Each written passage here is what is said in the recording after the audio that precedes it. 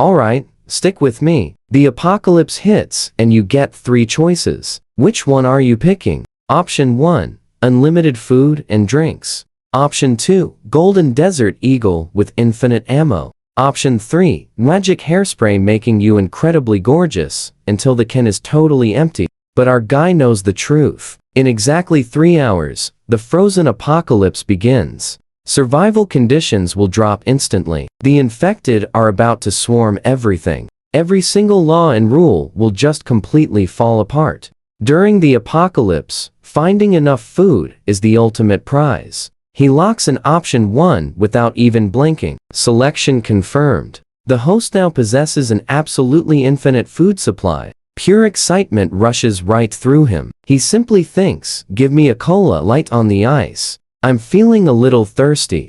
Instantly, a freezing cold cola drops right into his hand. He can barely hold back his pure joy. This system is absolutely real. Perfect timing. The apocalypse approaches, and the old rules of survival are over. Those awful days of suffering, never happening again. Time for a major upgrade. Starting right now, he eats premium beef. System, drop 10 more skewers. He is happily chewing through his massive meal when a text from his girlfriend pops up.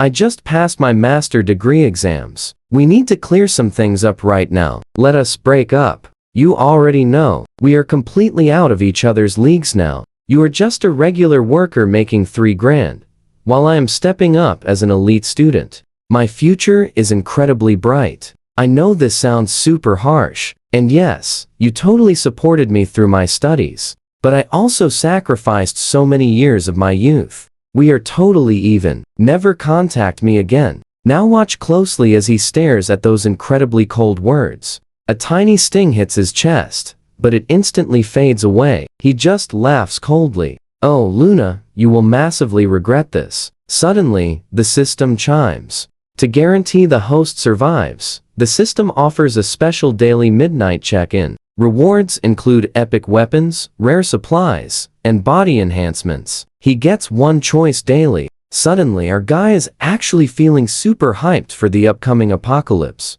In the normal world, he was nobody. In the new world, he is going to turn absolutely everything around. Feeling pumped, he jumps on his electric scooter and heads straight back to his cheap apartment. Waiting for the elevator, a highly arrogant voice suddenly cuts through the air. Hey, peasant, back off right now. You smell like pure sweat. He turns around. It is Sophie wearing her bank uniform. Covering her nose, she glares at him like he is just absolute trash on the floor. Sophie is his neighbor. He lives in 501. She and husband Wade get 502. They just married last month. He saw her in that white gown back then. Honestly breathtaking. An easy 90 out of 100 for both looks and figure completely combined. Her beauty goes way beyond that awful ex who just dumped him. Looking at her right now, a mysterious smirk slowly crosses his face. Sophie immediately frowns. Her patience totally snaps. Keep staring and I will destroy those eyes. It was a long day. The last thing I need is suffocating near a total loser like you. What absolutely rotten luck. Her rich husband Wade is an executive. Together, they act like high society elites, completely looking down on normal workers like him. Suddenly, the elevator doors slide open. You and I feel that tension, right? He steps inside while Sophie angrily waits. Just before those doors close, he calmly smirks. If you get hungry, remember to find me tonight. The exact second those doors close, Sophie feels a weird shiver, quickly followed by an absolute explosion of pure anger. Who does this peasant think he is? Beg him for food? This guy must be totally losing his mind. Back inside his apartment, he rips through the closet. The freezing apocalypse is rapidly approaching. He desperately needs to pull out heavy down jackets and those thick blankets first. A loud, aggressive knock hammers his door. Sophie's angry voice echoes from outside. Hey, peasant, explain yourself right now. What did your little comment mean? Get out here. Stop hiding inside like a total coward. I know you are inside. Hearing the drama, her husband Wade opens their door. Sophie, what is happening? Why are you smashing this worker's door? Honey, This absolute garbage just had the nerve to hit on me. I want him kicked out of our building. Oh, so the punk wants trouble. Relax, babe. I will make sure Wade completely stops his angry sentence. He glances up, locking eyes with our hero's freezing stare, and his fake courage instantly shatters. Wade looks incredibly soft. Trust me, we both know who wins this. Built entirely solid from heavy labor, the fight's outcome is completely obvious. Wade changes his tone instantly, giving a super nervous smile. Haha, welcome back, man. Hard day at work, huh? Just get some rest. Wait, why are you suddenly backing down? Did you miss how he stared at me? Are you seriously terrified of this guy? Honey, you have it all wrong. I am not scared. We are high elites, rich and thriving. Bottom feeders will forever envy us. Just remember the smart elites retreat strategy. Stick with me here. We are about to witness the ultimate survival setup. I have pulled out every thick blanket I own for this. The doors and windows are sealed tight. Now, I quietly wait for the apocalypse. That night, a freezing chill completely cuts through the heat. Then, the sky just starts dumping heavy flakes. Then the snow goes absolutely berserk, falling like a flood. In just 30 minutes, temperatures plunge from 30 to 0, and keep dropping. At the exact same time, pure joy hits my chest. It is midnight. Today's daily check-in rewards are finally here. 1. 10,000 super thermal suits built for -100 degrees. 2. A universal wireless battery pack. 3. A 10,000 terabyte drive packed with every epic show imaginable. 4. A cantaloupe so incredibly sweet, it could literally knock you completely out. After thinking, I pick option 1. The temperature is crashing way too fast. Staying warm is priority number 1. Seriously though, is this system trolling me? 2 days in a row, and the final choice is a complete joke. Boom, selection confirmed. I focus my mind, and a sleek black thermal suit appears instantly. This fabric is next level. Soft as cotton, but incredibly smooth. I throw it on, and my eyes light up. It actually generates pure heat. Even my fully exposed face, hands, and feet feel absolutely zero chill from the freezing air. It feels like spring. With survival totally secured, I relax by the window, watching snow paint the city silver. Now watch this. A scream erupts below. I run to the window and freeze. A guy's face is literally cracking open. Every single piece of exposed skin on him is covered in those terrifying fractures. The panicked crowd scatters. Under 30 seconds later, his eyes widen, and he collapses. Entirely motionless. Gone forever. He is not alone. Within minutes, more people find identical cracks spreading everywhere. Chaos erupts everywhere. I narrow my eyes, studying the victims carefully. Every single one of them was touching the snow. Is it toxic? Cracks appear within 5 minutes. They fall in 30 seconds. The real question is, can this scary toxin spread? I exhale slowly. Brutal. In just a tiny window of time, over a dozen people below are completely gone. I check my phone. Toxic snow is completely dominating the trending searches. The building chat is exploding. Is anyone there? Someone please help the kids. What is happening? This must be temporary. We will be rescued. Does anyone have food? I will pay big. The smart ones already sense it. You and I know this isn't ending soon. It snowed for an hour, hit half a meter deep, and shows zero signs of stopping. I double-check the doors and windows to keep the snow out, then lie down with a calm mind. Next morning at 8 a.m., I wake up. Perfectly on time. I look out the window and just stare. The fallen are totally buried. Massive snow drifts have swallowed the entire first floor. It dropped to -30. Thankfully, the snow has paused. No telling when wave 2 hits. I check the indoor utilities. No surprises. Water, electricity, and gas are completely out. The cold is terrifying enough. Now, zero power. In this insane chill, people can only bundle up in heavy jackets and survive. How many will actually survive? Many will freeze today. But me, I'm just sitting here, completely unfazed. I'm inside enjoying hot pot, sipping tea, scrolling the chat. After a brutal night, many voices have gone completely silent. Poisoned or frozen, hard to say. Few distress messages remain, and nobody is answering. I stay indoors all day. Midnight hits. Time for the next check-in. Choices. 1. Golden Desert Eagle with endless ammo. 2. Power boosted by 5. 3. Super sled gliding perfectly across ice. 4. A soda making you burp without any end. Option 4 is still ridiculous. I really want that golden gun, but I choose option 2. Based on this, awesome rewards can actually reappear later. So, there is zero rush. I can easily wait and grab it later. That power upgrade sounds totally sci-fi though. Selection confirmed. And boom. Raw. Wild power instantly floods my body. I punch the solid wooden dining table. The corner completely explodes. I am thrilled. The upgrade boosts literally everything. Strength, precision, total combat readiness. Zero pain. 3 days pass inside. Trust me, you must see what happens next. Come along with me. The snow outside keeps falling. Those drifts are practically touching my window. And finally, that golden desert eagle appears in my check-in again, complete with an epic passive skill that makes every single shot strike true. For reward number 3, grab this constant heat stove. Shaped like a tiny lotus flower, it fits right in my palm, glowing faint blue. No charging, no fuel. It runs entirely on its own endless energy. Put it indoors, and it perfectly holds 26 degrees within a 3-meter radius. The catch? Walls block the effect. But since I have 10,000 of them, tossing a few around the room does the trick perfectly. I honestly feel a bit speechless. Does this fancy little gadget make my awesome thermal suit completely pointless? On the bright side, I can finally take a hot bath at home.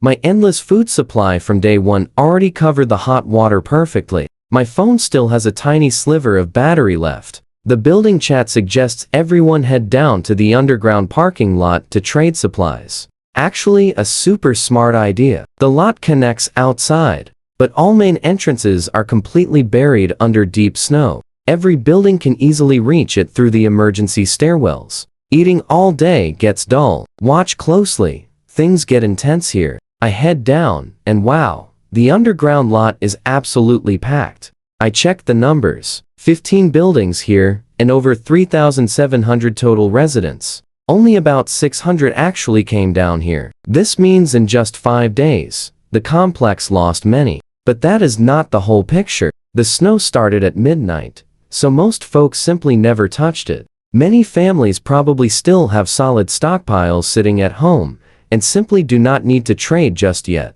Cell phones for bottled water, cigarettes for instant noodles, or a chicken leg for medicine. Most survivors are furiously bartering for basic food and water. A few desperately beg for medicine to save their sick relatives. That insane temperature drop has severely knocked a lot of people down with nasty colds. Most bottled water is totally frozen solid, but it eventually melts enough to drink. Right then, I suddenly spot Wade and Sophie in the crowd. Laid out in front of them, pure gold and silver jewelry. Looks like Sophie pulled out her actual wedding rings just to survive this mess. But we are days deep into the apocalypse, and everyone here completely understands that shiny gold and silver mean absolutely nothing now. Back in the old world, money could easily get you anywhere. In this brutal new world, nobody gives them a single glance, rich or not. Sophie looks up, catching me grinning right at her. The words I said in that elevator instantly flashed through her mind.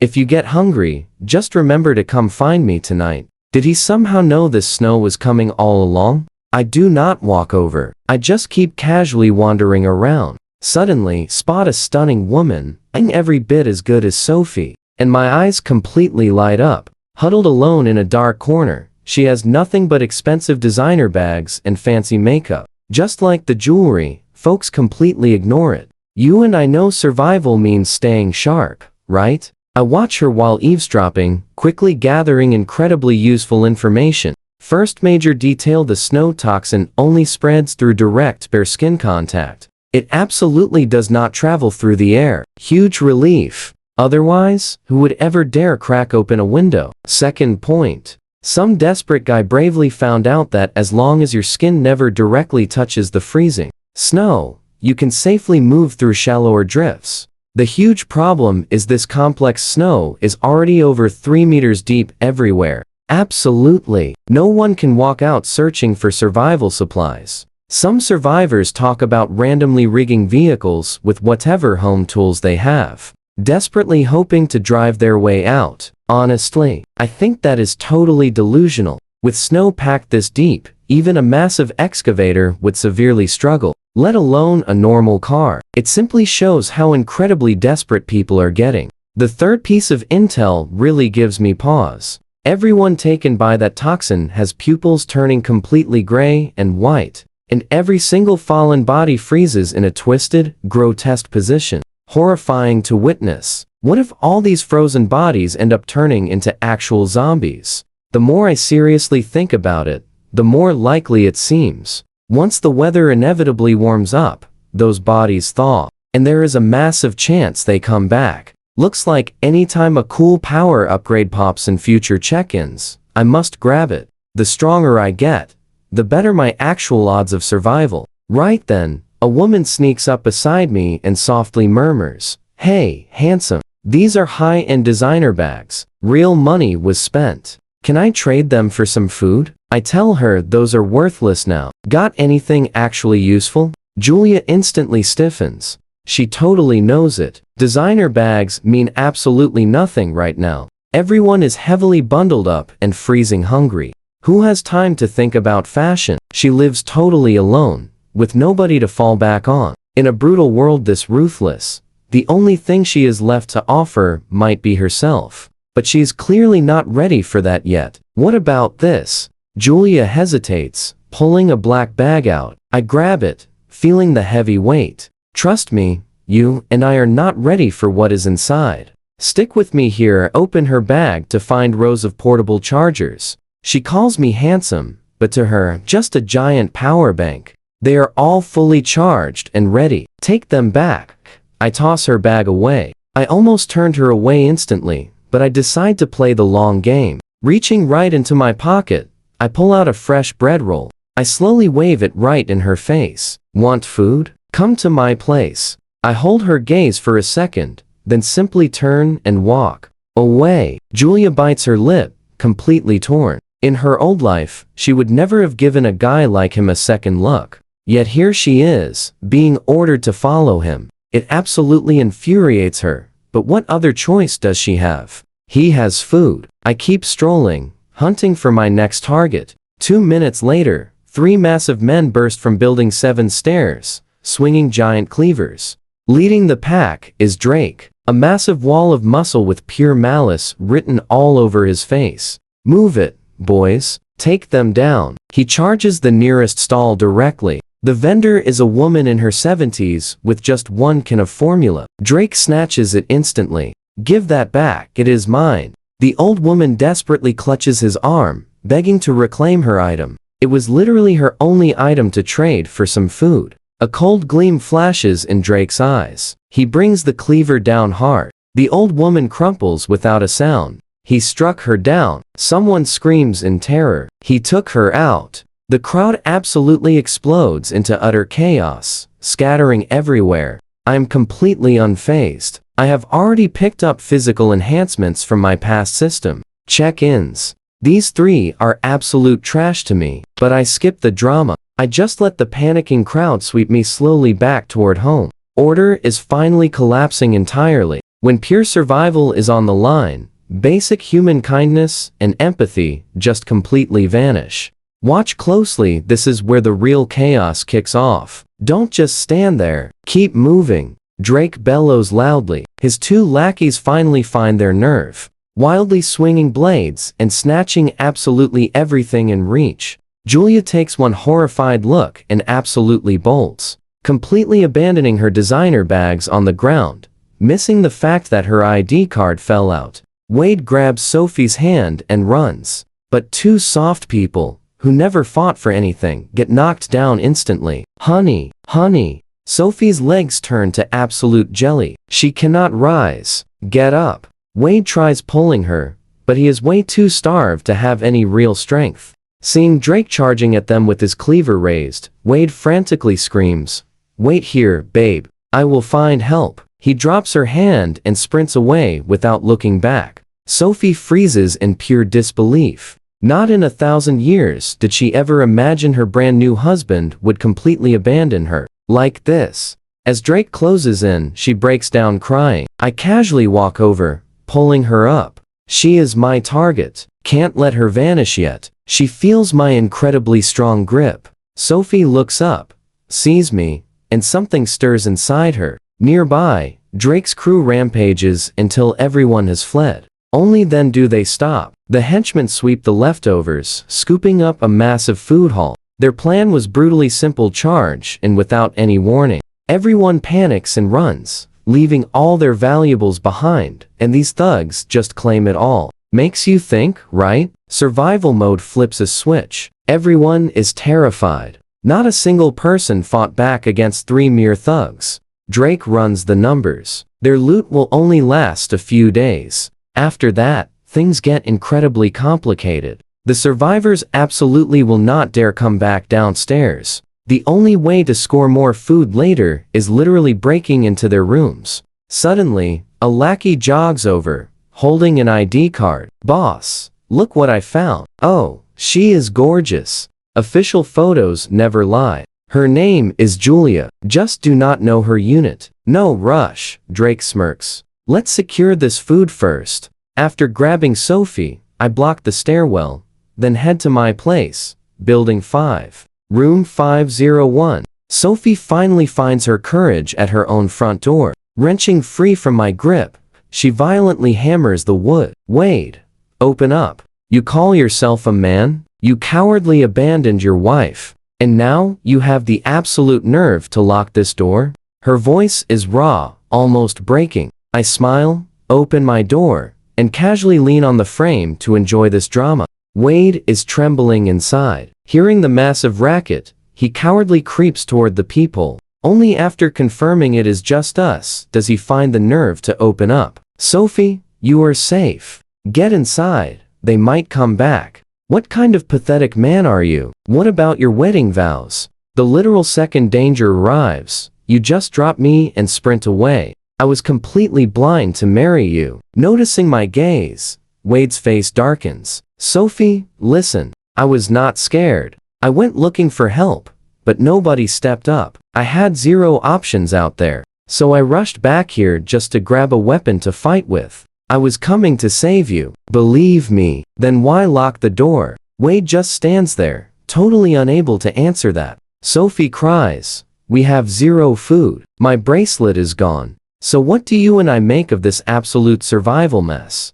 "All right, you and I are about to watch survival get wildly petty." She cries out, "Am I going to just starve here?" The more she talks, the worse the situation feels. She just breaks down crying. Sophie has never felt this utterly helpless before. Wade is completely lost too. He loves bragging about being an elite, making hundreds of thousands a year, but right now, the guy is completely useless against this crisis. Suddenly, Wade spots me watching them, and it clicks. Why does this guy look so incredibly well fed? Not a trace of starvation on his face. He asks, "Hey, man, do you have food at your place?" "Yeah, I have plenty of it." "That is awesome.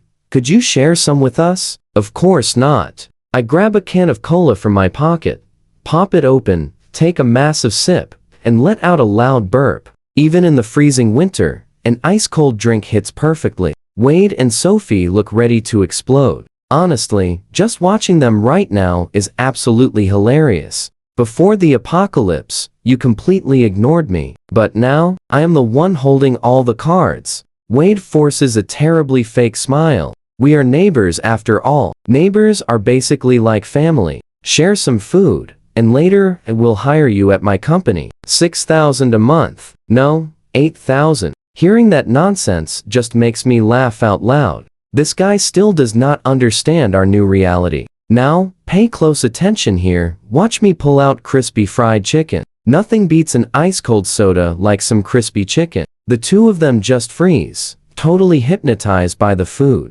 Sophie desperately asks, "What if we pay for it with cash?" I reply, "Do you have any idea how bad things are outside?" She begs, "Then what will it take to get some food?" I slowly turn my gaze and lock eyes with Sophie. "Here is the deal. My apartment is messy. I need someone to clean it up. I will hire you as my personal maid. 8 a.m. to 8 p.m., taking care of all my daily chores and needs. Your payment? 3 meals a day, plus 1 single bread roll and 1 bottle of water to take home every night." How does that sound? You have some serious nerve. Why would I clean for a delivery guy when I am an elite? Be your maid? Are you completely insane? No way. Wade jumps in. What if I help out as well? We can both clean.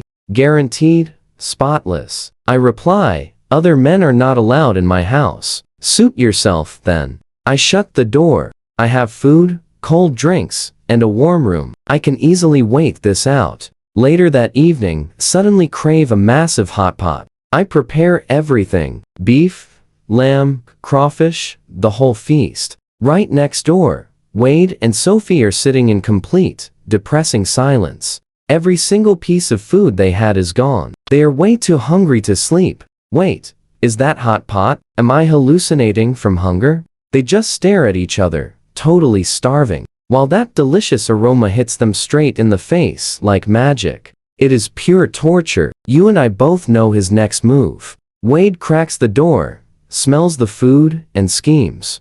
"Honey, maybe you should go help him." Wade, do you even hear what you are saying? You literally ditched me to save yourself earlier. And now, you want me entering some guy's apartment all alone at night? Sophie, just relax. You are only doing chores. If he tries anything weird, just scream, and I will instantly run in to rescue you, I promise. Sophie is far too exhausted to even fight back. The absolute betrayal in her heart feels colder than the freezing weather. She remembers the past. He had money, charm, and kindness. Everyone called him the absolute perfect husband. But when real danger finally hit, she saw exactly who Wade truly is. A heartless coward, totally willing to trade his own wife just for a single bite of food. And he always hides behind these pathetic, self-righteous excuses. Seeing her angry face, Wade panics and explains, "Sophie, I did not mean it like that. Remember my strategy? The lucky survivor rule. We are the fortunate ones. All we need to do is take a single step back." One step back? You are literally pushing your own wife out the door. Is that your grand strategy? Stop faking it. You are a total coward. If you were a real man, you would go out and find food yourself instead of standing here lecturing me. That is not true, honey. Let me explain. No need. I'm going straight to him. Wade reaches out like he wants to stop her, but his hand drops. Sophie realizes he never actually planned to hold her back. Her heart freezes completely. Meanwhile, I'm inside devouring fresh meat slices and drinking cold beer. Suddenly, a knock at my door. I check the peephole. It is Sophie. A quiet, mysterious smirk hits my face. I open the door. "I'm here to be your maid." The insane smell of hot pot hits her face, slowly bringing her frozen, broken heart right back to life.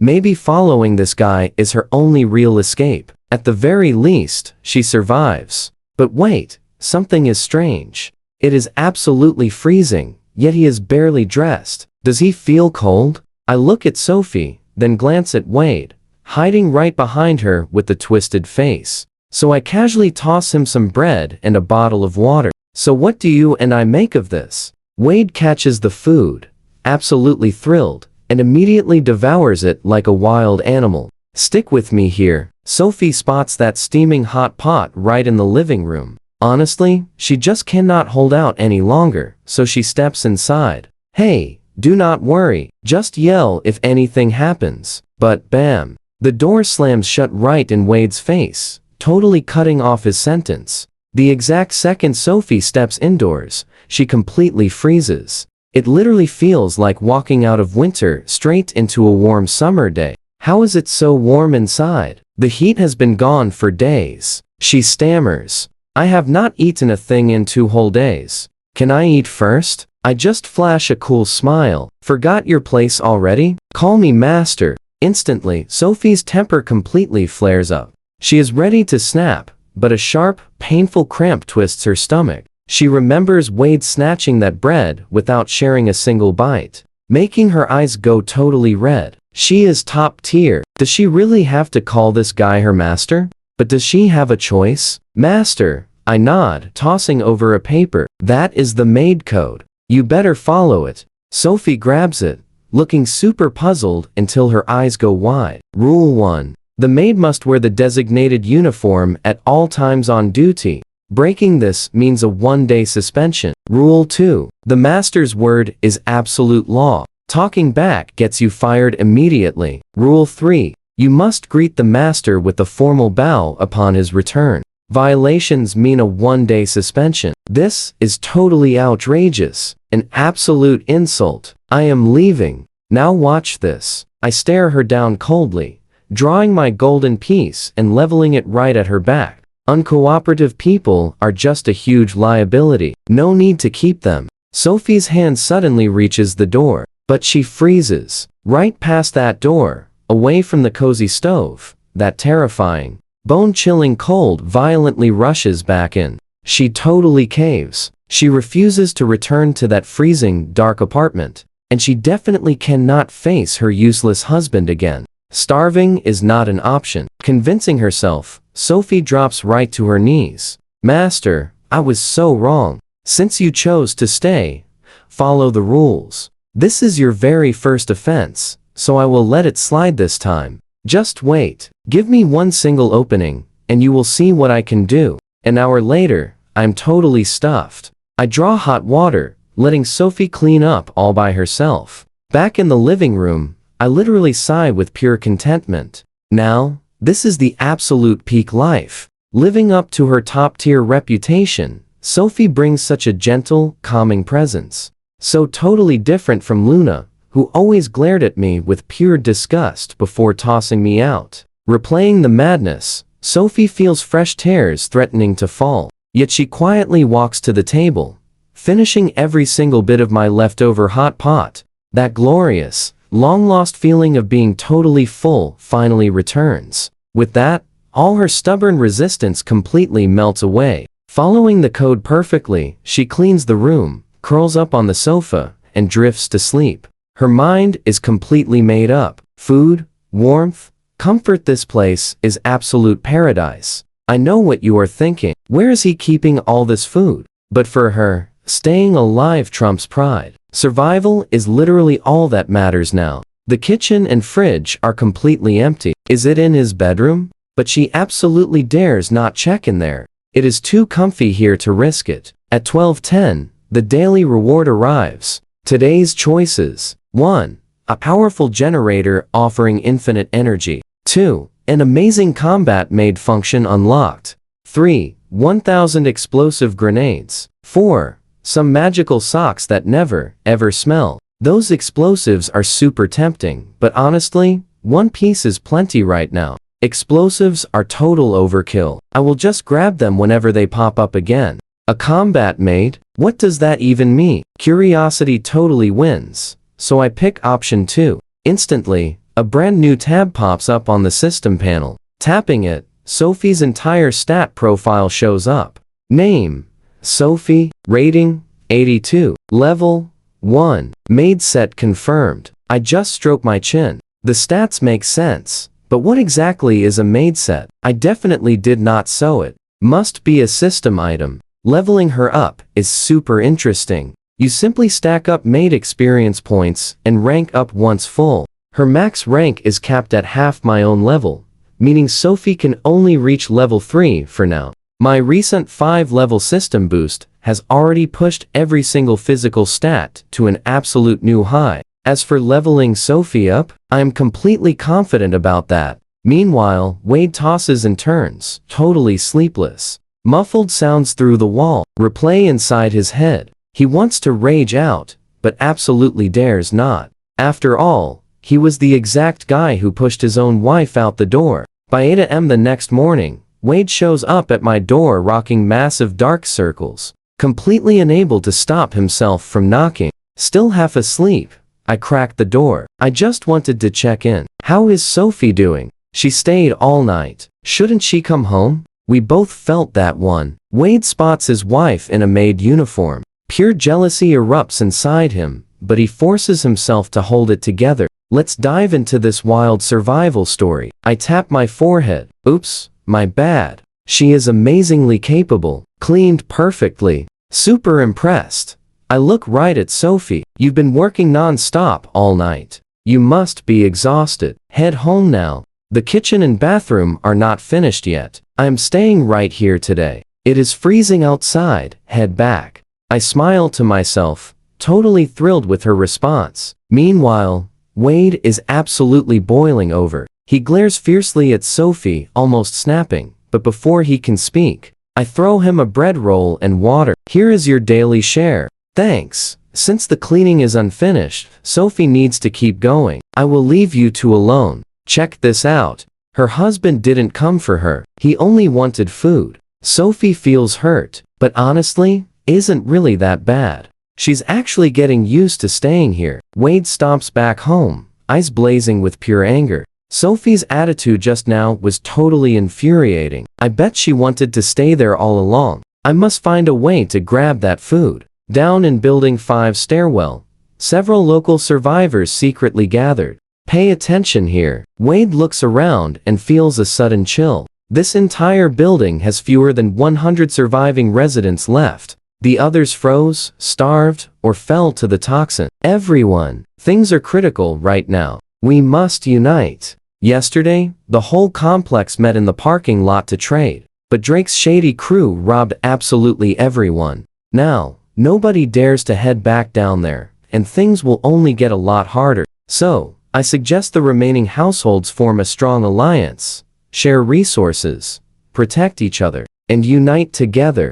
Enough talk. Everyone is starving. How do we share resources when there are absolutely zero left? First, we form a patrol squad, one strong person per household. Starting from room 101, we check doors. Any empty unit, we take everything inside. Drake's ruthless crew has already taken people out. We cannot just sit around and wait to fall. That security door will not hold forever. We move as one. If we see Drake, do not panic. They are only 3 people. We are well over 10 strong. Should we actually be scared? And how do we divide what we find? Everyone joining the patrol team splits the supplies totally equally. But I lack strong people at home. My husband was likely lost to that outside toxin. It's just me and my daughter now. I agree. This seems totally unfair. We're both in our 60s. We can barely move around. What happens to us? Whatever you collect, please share some with everyone. Elderly first. We all saw this coming, right? A cruel glint flashes in Wade's eyes. Useless old woman. Before Wade can finish that nasty thought, a middle-aged guy abruptly cuts in. Who cares? We follow Wade's plan. You work, you eat. Want to survive? Fall in line. Do a solid job. Maybe I will toss you scraps. Won't contribute? That is on you. Wade nods in quiet approval. But the moment those words drop, the stairwell erupts. Accusations flying from every single direction. The middle-aged guy's face turns dark. Without warning, he grabs the loudest woman and slams her against the wall. Once, twice, heavy impacts, echoing loudly. Days of crushing survival pressure finally explode into pure, raw violence. His face turns inhuman as he mercilessly strikes her down. Everyone present freezes in sheer horror. A dozen men exchange dark glances. An invisible chain officially snapped. Pandora's box is thrown wide open. Brothers, control the crowd. Keep the useful folks. Anyone uncooperative gets tossed out. Do not let them slow us down. Wade is absolutely stunned. How did things spiral this wildly? His goal was building a patrol squad, using it to pressure me for food, and getting his wife back. But wow, he seriously underestimated just how incredibly ugly human nature could get. Like a total coward, he absolutely panics and scrambles right back to his room, clumsily tripping over himself. Master, sounds like something crazy is happening outside. What is happening? Do not worry. Just focus on doing your own chores. Everything else is simply none of your concern. Building 5's terrifying purge had officially started. This was no isolated event. It was the spark, igniting pure chaos across the entire complex. What do we learn here, guys? In every building, groups teamed up, hunting for food. The entire complex just fell into absolute chaos. In room 403 lived Julia, a solo streamer who lived completely alone. She constantly stockpiled snacks, giving her way more supplies than most. That stash kept her going much longer than her neighbors. But right now, Julia's lucky streak is finally running out. Stick with me. Building 3 had over 20 guys kicking in doors. The outcome was already completely obvious. Peeking through her door, Julia sees room 401 getting smashed open. Her neighbor screams, sending absolute chills down her spine. Julia knows she is way cuter than the girl next door. If those goons find her, her fate is going to be incredibly terrible. Then a massive light bulb goes off. The guy she ran into at the parking lot yesterday. He mentioned living in building 5, room 501. She desperately needs his help, especially with the madness outside getting closer. Her place is totally next. Julia sprints outside. Super lucky, 0 snow today. She brushes the frosty window frame, pushes it open, and leans way out. Building 3 and 5 are super close, barely 20 meters apart. Looking from her window, she can literally stare right at my balcony. In pure panic, she grabs random bottles and tosses them across the gap. She really hopes to smash my window and grab my attention, but her throwing arm is weak, and her aim is completely awful. She misses every single toss as her wild panic keeps bubbling up. Finally, a skincare bottle perfectly smacks right against the glass. It somehow stays intact, but that loud thud echoes super clearly across the air. Watch closely now. I am busy teaching Sophie the epic maid rules when I suddenly hear that massive thud. Frowning, I step right outside and quickly spot Julia waving her arms like absolute crazy. Please come rescue me. They are breaking in. A guy inside room 401 suddenly perks up, confused by her voice. Over on the couch, a massive dude biting a cigarette turns his intense, intimidating stare straight toward the hallway. Boss, that came from our floor. This huge guy is Leo, the absolute king of building 3. It came from 403. A girl is hiding there. Leo waves his hand, leading his huge squad over. The heavy knocking starts instantly. Julia completely freaks out, begging me in total panic. They found me. I just cross my arms, super relaxed, smiling faintly. Rescue you? Do you even realize the price for that? Julia freezes up entirely, her eyes welling with huge tears. Save me. I will be your girlfriend. I do not need one. Julia stands utterly speechless. Right then, Sophie steps up quietly beside me, walking her beautifully tailored, custom-made uniform. Julia is completely shocked. She stares at Sophie's outfit in disbelief. Is she not freezing? Is she literally a superhero? I stare down at Julia. I will help. Exact same terms as her. Suddenly, her door is smashed open. Leo rushes inside with his crew and instantly spots Julia hanging desperately off the freezing balcony. Back off. We will take great care of you. Fine, I agree. I will do whatever you want, just like her. She figures following me means she only has to deal with one single guy. Getting caught by Leo's huge gang would be an absolute nightmare. Frowning, Leo marches straight toward her. Who are you talking to? Before grabbing her, he suddenly glances up in pure, sudden panic. Across the way, I am standing on the window ledge, totally ready to jump. Then absolute boom. You saw that too, right? I launch through the open air and slam right onto her balcony. Leo is absolutely stunned. Bam! My size 10 foot smashes into his face. The force sends him flying backward, crashing hard into his own confused men. I land flawlessly, honestly surprising myself. Am I truly this overpowered at level 6 already? I just felt deep down I could make it, and I literally did. The system never fails. That was a 20-meter jump. I was basically flying. Julia is short-circuiting, staring at me blankly. How did you leap over here? Leo struggles back to his feet, staring at me with obvious, shaking terror. but checking his 20 armed guys, his cocky attitude instantly returns. Playing the hero, kid? Look at our numbers. You are totally trapped. Kneel and surrender. Following his clear signal, the thugs pull out their heavy cleavers, completely ready to strike. Awesome timing. Let us test my real strength. Smiling like an absolute beast, I hide my weapon and smash my fist into the closest guy. Leo gapes in total shock. He is superhuman. My power is absolutely off the charts. Julia completely faints from the shock. Honestly, even I am staring at my own fist, amazed.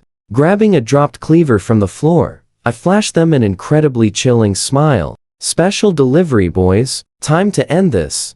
My cold voice sounds literally like a fierce demon. Somebody screams loudly. The entire gang breaks down, trampling each other toward the door. Leo escapes first, but over 20 dudes stuffing through one tiny door is a massive, hilarious mess. The chaos is completely out of control. So where does that leave us? Half the guys escape.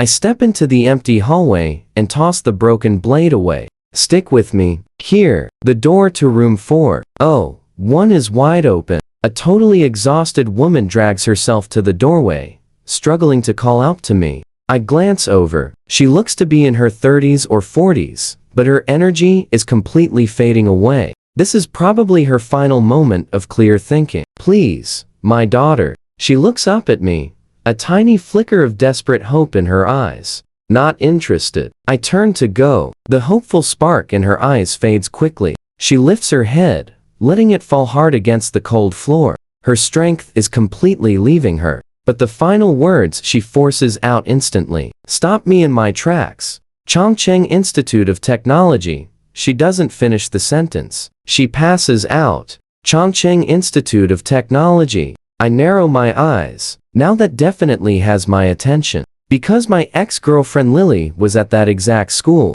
I look at the fallen woman for a moment, let out a slow breath, and calmly step inside her apartment. Her husband is already defeated in a completely ruined state, eyes wide open. I quickly spot a family photo, the three of them together. My eyes instantly light up. The daughter is stunning, radiating cheerful youth, with 2 small dimples when she smiles. Total campus beauty material easily. I also discover her name, Chloe, 19 years old, a second-year student in the media school over at Chongqing Institute of Technology. Watch closely now. Once I can escape this place, I'm heading straight to Chongqing Institute of Technology. Let's hope she's still safe. And Lily, you had better be safe too. I pocket Chloe's photo, head back to room 4, 3, and shake Julia awake. Julia's eyes flutter open. The first thing she sees is me, covered in messy red stains, standing in what looks like a scene straight out of a mysterious nightmare. Don't scream, too noisy. That immediately snaps Julia, fully awake. She stares at me with wide, fearful eyes, trembling from head to toe. Come on, we are going back. I get up and head straight for the door. Julia takes in the room full of fallen people and feels sick. Her legs going completely weak right beneath her, but I am already out the door. The fear of being left behind gets her moving fast, crawling on all fours if necessary. She cannot stay here. She has to follow me. This time I don't jump. I just take the stairs like a completely normal person, planning to cut straight through the underground parking lot. Out in the hallway, Julia spots the woman from room 4. A wave of cold sorrow completely washes through her. In this harsh world, people have only 2 fates. Either find a truly powerful person to stand behind, or get completely crushed by a group. There is absolutely no third option. With that thought, Julia feels a massive surge of relief that she chose to follow me. Without me around, her ending would have been far worse than this fallen woman's. You and I both know that inspiring survival instinct. Something clicks inside her. Strength returns, and she quickens her pace. We have barely stepped into the underground parking lot when we suddenly hear voices. These people are way smarter than I thought. Every building has its own crew now. Not a single safe hall left. Drake rubs the big bruise on his forehead, looking absolutely miserable. He went to another building with his 2 men. and walked straight into a wild counterattack from more than 10 angry people. Barely made it out safe. He never imagined his own actions being the first to strike and steal. Inspired everyone else to follow his lead, creating the exact situation that now has him completely cornered. Boss, what do we do right now? How should I know? He genuinely has absolutely no answer. Building 7, his own building, is showing signs of organizing too. That means the three of them are sitting targets. Zane is about to speak when he suddenly hears footsteps and quickly spins around. Who's there? Just passing through. I had already spotted them. I say it incredibly calmly. Julia recognizes them instantly and quickly ducks behind me, totally desperate not to be seen. Just passing through. Everyone in this complex knows who we are. You have some nerve, kid. Hey, boss. It is the exact woman from the ID card. It is actually her. Huh. What are the odds? We have been hunting for food all day long, and we magically stumble into a beauty like this. Not a bad day after all. With that, the three of them start closing in. Julia presses herself further behind my back, completely terrified. Do not hide from me, sweetheart. Drake reaches out for Julia's face, acting as though I am not even standing right there. I slap his hand away without a single change in expression. Are you blind? There is a man standing right here. Drake recoils from the sudden sting and finally takes a really good look at me. I am tall and well built, but the three of them don't see that as a problem. Zane notices the red stains on my clothes and frowns slightly. Something feels extremely off, but he says absolutely nothing. They have taken down people themselves. Obviously, others can too. Kid, I'm in a generous mood today. Don't feel like crushing anyone. Be smart about this. Hand over the girl, and I'll let you walk. I'm in a hurry. If you insist on getting wrecked, do not say I didn't warn you. And then I finally move. 3 sharp cracks ring out in quick succession. It takes Drake and his men a full second to register the extreme pain. Then all 3 drop to their knees, clutching themselves, drenched in cold sweat. You dirty trickster, that hurts like crazy. Am I broken? Wild cliffhanger, right? Stick with me here. Julia's eyes are sparkling. He's incredible. I turn around, casually pulling a golden desert eagle from my pocket and offering it. Go ahead. Finish them off. Julia completely freezes up. Wringing a chicken's neck is one thing, but taking out 3 living people? Is he serious? Hurry up. To be my maid, you must eliminate threats. I don't keep useless weight around. I press the weapon firmly into her hand. The golden desert eagle is way heavier than she expected. The freezing metal against her palm makes one thing perfectly clear. This is no toy. It's the real deal. Aim straight at your target. Index, finger on the trigger. I walk her through it patiently. Julia looks super hesitant, but meets my sharp glare and stays quiet. Drake sees the weapon pointed his way, assumes it's a toy, and just sneers. Who are you trying to scare? I didn't grow up afraid of anything. Remember that right now. Go on. Pull the trigger if you've actually got what it takes. Otherwise, I'm making you deeply regret this. Julia jumps. Suddenly, her fear vanishes, completely replaced by a huge surge of white-hot fury. I whisper right into her ear. He is total garbage. Pull that trigger. Julia clenches her jaw so hard it almost cracks. She's fuming, but when it actually comes to blasting a living person, she hesitates. Go on. Can't do it, right? Don't be so scared. I've got a piece too. I'll show you how it's really done. Heh. Then Julia's finger finally moves. She pulls the trigger. Now watch this closely. The gunshot thunders through the lot. Drake is instantly obliterated. Zane and the other guy, absolutely terrified out of their minds. Forgetting their pain completely, they frantically scramble away on all fours. Julia stares at the fallen enemy in front of her, hand shaking uncontrollably. Then she remembers the lady in room 401, a woman with 0 power to fight back. Brutally tortured until she was entirely wiped out. The guy standing right beside her just handed her the power to resist. She has to learn how to wield it, and fast.